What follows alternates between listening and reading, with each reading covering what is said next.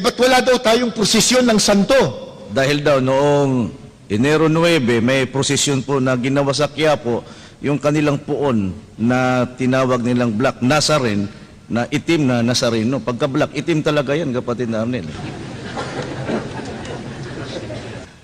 Mga mahal po naming mga panauhin, mga kaibigan at mga kababayan, hindi po ginawa at hindi po gagawin ng Iglesia ni Cristo ang magbintang o magparatang. Kung sinasabi man po namin na ang kinagis ng relihiyon, ang Iglesia Katolika Romana, sumasamba sa larawan, alam po ba ninyong inuulit lang namin yung talagang sinabi po ng Iglesia Katolika sa pamamagitan ng kanilang mga pare?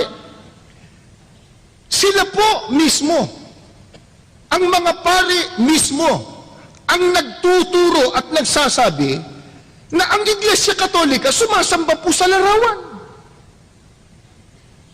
Ano po katunayan? Babasahin ko po ang isang aklat Katoliko. Siya ang inyong pakinggan, ang aral na Katoliko. Ito po ay isinulat ng paring si Enrique Demond. Inilathala ng Catholic Trade School, may imprimatur at nihil obstat ni Jose Jovellanos, imprimatur ni Jose Bustamante. Babasahin ko po ito dito sa pahina 12. Ito po ang sabi ng pare, hindi po kami.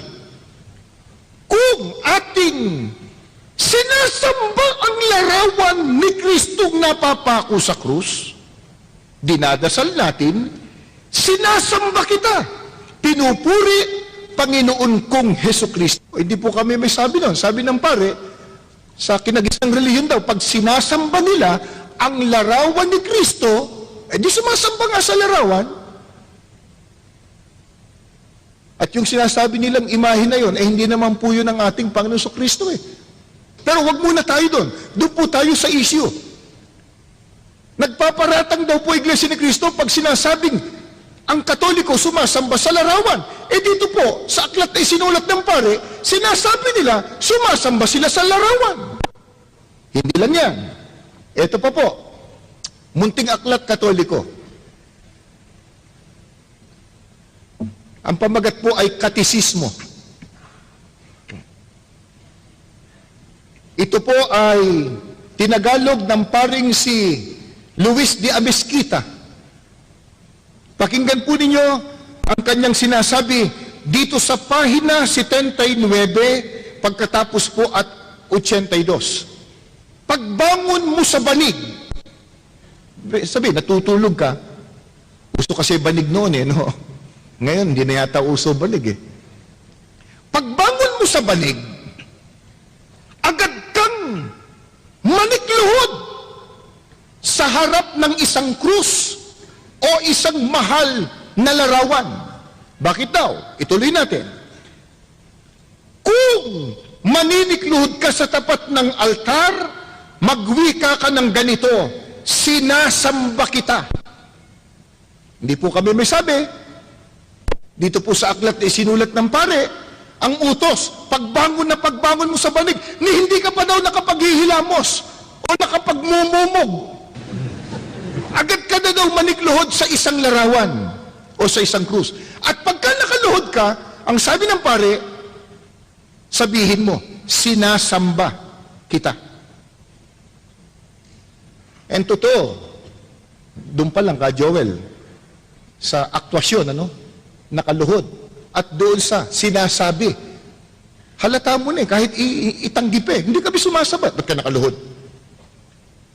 Hindi kami sumasamba. Ba't sinasabi ng bibig mo, sinasamba kita?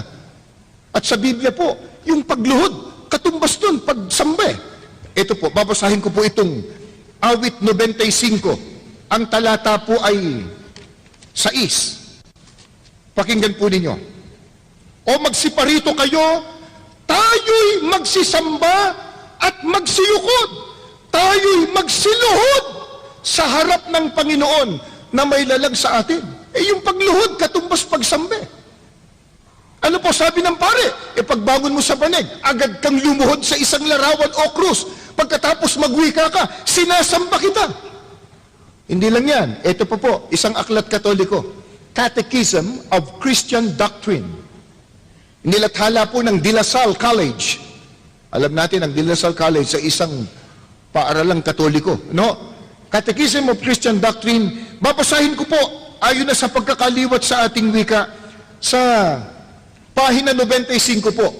Ito po ay tanong-sagot. Number 13, ang pagsamba ba sa mga santo ay ukol lamang sa kanilang katauhan? Sagot, hindi. Sumasaklaw din ito sa kanilang mga relikya at mga larawan. 14, anong tinatawag nating mga relikya? Tinatawag nating mga relikya, una, ang mga labi ng katawan ng isang santo na pinapaging banal o inihanda sa pagiging banal ng iglesia. Iglesia Katolika yon. Ikalawa, ang mga bagay na naging pag-aari ng mga santo o yaong napadaiti sa kanilang mga katawan, tulad ng kanilang kasuotan, mga ataol at iba pa. 15, dapat ba nating sambahin ang mga banal na larawan? Sagot, dapat tayong magkaroon, lalo na sa ating mga simbahan, ang mga larawan ng ating Panginoon, tulad din ng sa pinagpalang birhen at mga santo, at dapat nating silang bigyan ng kaukulang paggalang at pagsamba. Nagpaparatang po ba kami kung sabihin po nating ang Iglesia Katolika Romana sumasamba sa larawan? Hindi po. Yan pong binasa po natin sa mga aklat Katoliko. At gaya nga nung tanong kanina, nung Ginoo sa SM North, bakit wala daw tayong prosesyon ng mga santo? Yung mismong katunayan po ng kinagis ng reliyon, lumuluhod, nagproposisyon, sumasamba sa mga larawan o sa mga ribulto. Kaya hindi po kami nagpaparatang kung sinasabi po namin yon. Yan po, nakasulat mismo sa mga aklat Katoliko. Ang kanila pong pangangatwiran, kapatid na Arnel, tanggap na nila na talagang iniutos ng pari ng Iglesia Katolika na ang mga larawan ng mga santo na kinikilala nila ay kanilang sinasamba. Pero bakit pa raw natin pinupuna yung kanilang ginagawang pagsamba sa mga larawan? Hayaan na lang daw natin sila. Kung tayo naman po ay nagmamahal sa ating kapwa, bakit pa raw pinupuna natin sila? Ang totoong pagmamahal at pag-ibig sa kapwa, kapatid na Joel, hindi ka papayag na siya'y mapahamak. Kung totoong mahal mo ang kapwa mo, hindi ka papayag, mapasama siya. Ba't ganun po ang sinasabi namin? Yung po bang pagsamba sa larawan, sa ribulto, o anumang imahen, ikabubuti ba o ikasasama? Ang babasahin ko po, Biblia na. Ito po ang pahayag ng Panginoon Diyos. Exodo Kapitulo 20, talatang 1, pagkatapos po ay 3 hanggang 5. Ito ang sinabi ng Diyos. Huwag kayong magkakaroon ng ibang Diyos maliban sa akin. Huwag kayong magkakaroon ng Diyos-Diyusan o kaya'y larawan o ribulto ng anumang nilalang na nasa himpapawid, nasa lupa o nasa tubig. Huwag kayong yuyukod o maglilingkod sa alinman sa mga Diyos-Diyusan yan, sapagkat akong Panginoon ay mapanibughuin. Parurusahan ko ang lahat ng aayaw sa akin, pati ang kanilang mga anak, hanggang sa ika-4 na saling lahi. Napakabigat po palang kasalanan sa harap ng Diyos. Yung pagsamba sa mga larawan, imahin o ribulto. Bakit? Ang Diyos mismo nagbawal. Ano sabi niya sa tao? Huwag kayong magkakaroon ng ibang Diyos maliban sa akin. Paano po ba nagkakaroon ng ibang Diyos ang tao maliban sa tunay na Diyos? Ang sabi ng Diyos, huwag kayong magkakaroon ng mga larawan, ng mga ribulto, ng kahit anong uring nilalang, pagkatapos sasambahin at paglilingkuran. Mga magulang at mga mahal po naming mga panauhin at kaibigan, yung pong larawan, yung ribulto per se, hindi po masama. Meron tayong mga larawan ng ating mga magulang para maalaala natin sila, mga mahal natin sa buhay. May mga ribulto tayo ng mga bayani para natin gunitain ang kanilang kabayanihan. Pero alin po yung tinutukoy po ng Panginoon Diyos na masama? pagka yung larawan, pagka yung imahen, pagka yung rebulto, niluhuran mo na at sinamba. Gaano kasama yun? Sabi ng Diyos, parurusahan ko kayo. Kaya kung pinupo naman po natin, hindi lang naman po ang kinagis ng relihiyon, lahat ng uri ng paniniwalang sumasamba sa mga Diyos-Diyusan o larawan, pinupuna po natin, hindi po para sila po itulig sa inlang. Hindi po. Hindi po para saktan ang damdamin nila, kundi ang nag-uudyok po sa amin, ang tao sa pusong pag-ibig at pagmamalasakit, huwag po nilang gagawin yon. Magagalit ang Diyos, parurusahan ng Diyos ang sinuman nasasamba at maglilingkod sa mga larawan o sa mga Diyos-Diyusan. Kung halimbawa, kapatid na Arnel, ang kanilang pangangatwiran, yung pagsamba namin sa mga larawan, ipinatutungkol namin yan sa tunay na Diyos. Kaya papayag ba ang Diyos, kapatid na Arnel, sa Biblia po, na kung tayo po'y sasamba sa Kanya, dadaan pa tayo sa mga larawan? Una, walang ganung utos ang Diyos, kapatid na Joel. Sabi nga niya, huwag kang gagawa ng larawan at rebulto, imahin, pagkatapos luluhuran mo at paglilingkuran. Pero, sagupain natin yung tanong. Ang Diyos ba pumapayag na yung kanyang kalwalhatian ibigay niya sa larawang inanyuan? At sasabihin ng tao, hindi naman talaga yung larawan ng aming sinasamba, kung nakaluhod man kami doon, para sa Diyos yun. Ito sabi ng Diyos, ang babasahin ko po, Biblia, Isaias 42, ang talata po ay 8. Pakinggan po ninyo, ako ang Panginoon, na siyang aking pangalan, at ang aking kalwalhatian, ay hindi ko ibibigay sa iba, o ang akin mang kapurihan sa mga larawang inanyuan. Ang liwanag po, emphatic ang sinabi ng Panginoon Diyos. Siya daw anya ang Diyos, at yung kalwalhatian niya at kapurihan, hindi niya ibibigay sa iba, kahit pa sa mga larawang inanyuan. Ba't natin ikakatwiran ngayon? Kung nakaluhod man kami sa larawan, para sa Diyos yun. Sabi ng Diyos, wag! Yung kapurihan ko, hindi ko ibibigay diyan. Para maintindihan po natin sa isang ganitong paliwanag, kapatid na Joel, halimbawa, at sino man yung nagtanong, si Leonardo Gasmen, merong mag-asawa, medyo nagkagalit. Galit po yung babae doon sa kanyang asawang lalaki. Ang sabi niya, pinagtataksilan mo ko. Nakita ko, may kasama kang ibang babae. Holding hands pa kayo. Sabi nung lalaki, abi hindi. Yung paghawak ko sa kamay niya, para sa'yo yun.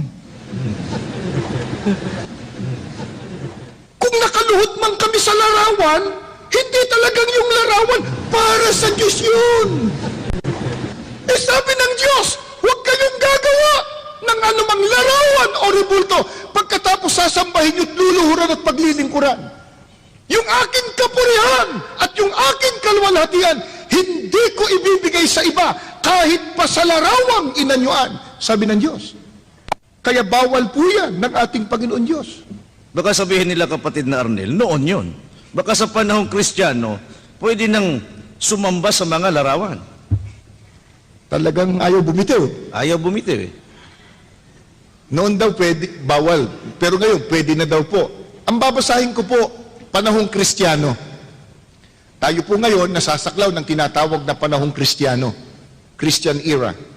Pakinggan po ninyo, ito po'y sulat sa aklat ng mga gawa ng mga apostol, 17. Ang talata po ay 29 hanggang 31. Pakinggan po ninyo, panahong Kristiyano na po ito. Yamang tayo'y mga anak ng Diyos, huwag nating akalain na siya ay tulad ng larawang ginto, pilak o bato na pawang likha ng isip at kamay ng tao. Mahabang panahong di pinansin ng Diyos ang di pagkakilala sa kanya ng tao, ngunit ngayon iniuutos niya na magsisi sila't talikdan ang kanilang masamang pamumuhay, sapagkat itinakda na niya ang araw ng paghukom sa sanglibutan At ito'y buong katarungan niyang gagawin sa pamamagitan ng kanyang hinirang. Ito po, turo ng mga unang alagad ng ating Panginoong Kristo. Panahong Kristiyano po yan. Ano sabi? Huwag niyong aakalain na ang Diyos tulad lang ng larawang ginto, pilak, o bato na inukit lang ng karunungan ng tao. Isipin po ninyo, yung akalain mong ang Diyos, parang ginto, bato, kahoy, masama na di lalo pa, sabihin mong Diyos mismo yon. Di ba, minsan makita mo, papahiran ng panyo. Tapos ipapahid pa sa buong katawan niya. Kasi paniniwala niya, gagaling daw sa kanyang karamdaman.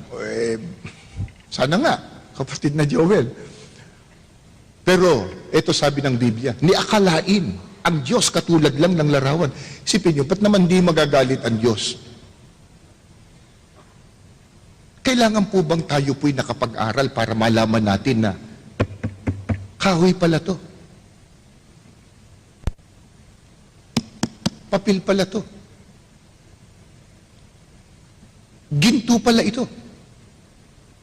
At kahit ginto pa yan, sabi ng Diyos, ba't mo ko itutulad sa ginto, sa larawan, sa pilak? At kung napansin po niyo yung talatang binasa ko, itinuring ng Diyos na kasamaan yun. At pinapagsisisi ang mga taong sumasamba sa mga larawan sapagkat nagtakdaan niya ang Diyos sa pamamagitan ni Kristo ng araw ng paghuhukom. Kaya sapagkat mabigat na kasalanan yung pagsamba sa mga larawan, kapatid na Arnel, sa panahong Kristiyano, ano po ang mabigat na parusa kapag ang tao po ay sumasamba sa mga larawan? Babasahin po natin sa Apokalipsis 21. Ang talata po ay 8. Ganito po ang turo sa atin ng banal na aklat. Ngunit sa mga duwag at sa mga hindi mananampalataya at sa mga kasuklam-suklam at sa mga mamamatay tao, sa mga mapakiapid at sa mga manggagaway at sa mga mapagsamba sa Diyos-Diyusan, mga larawan, rebulto, imahin, at sa lahat ng mga sinungaling, ang kanilang bahagi ay sa dagat-dagatang nagniningas sa apoy at asupre na siyang ikalawang kamatayan. Ibig lang po sabihin, hindi po maliligtas pagdating ng paghuhukom. Bagkus mapapahamak sa dagat-dagatang apoy ang mga tao po na nahulog sa pagsamba sa mga Diyos-Diyusan, sa mga larawan o sa mga imahen. Kaya kung sakali po naririnig po ninyo na pinupuna po namin yung ginagawang pagsamba ng ibang mga tao, ibang relihiyon sa mga larawan, inuulit po namin. Hindi dahil sa nais po namin manakit ng damdamin o kaya ay sakta ng kanilang kalooban. Hindi po. Nais lang po namin na huwag silang mapahamak. Iwan yung masamang pagsamba sa Diyos-Diyusan. Ang sambahin po natin ang Diyos na makapangyarihan sa lahat. Isipin po ninyo, sa panahon natin ngayon, di ba? Nagsisikap halimbawa ang mga alagad ng batas, ang mga iba't ibang ahensya ng gobyerno para sugpuin yung mga salot na nangyayari sa ating lipunan. Halimbawa, yung drug addiction. May mga kilusan na ilantad yung mga drug pushers, mga drug lords, dahil yung mga yan sinisira hindi lamang ang kalusugan ng ating mga kababayan, kundi pati na ang kanilang mga kinabukasan. Pero kung yun, sinisika po natin, lalo na yung sisira ng ating relasyon sa Diyos, dapat po nating punahin. Yung sisira ng ikapagtatamo natin ng kaligtasan pagdating ng paghuhukom, dapat po nating punahin. Hindi sa layuning malakit ng damdamin, kundi sa layunin po, maligtas sila pagdating ng araw ng paghuhukom. Salamat po kay Ginoong Leonardo Gasmen.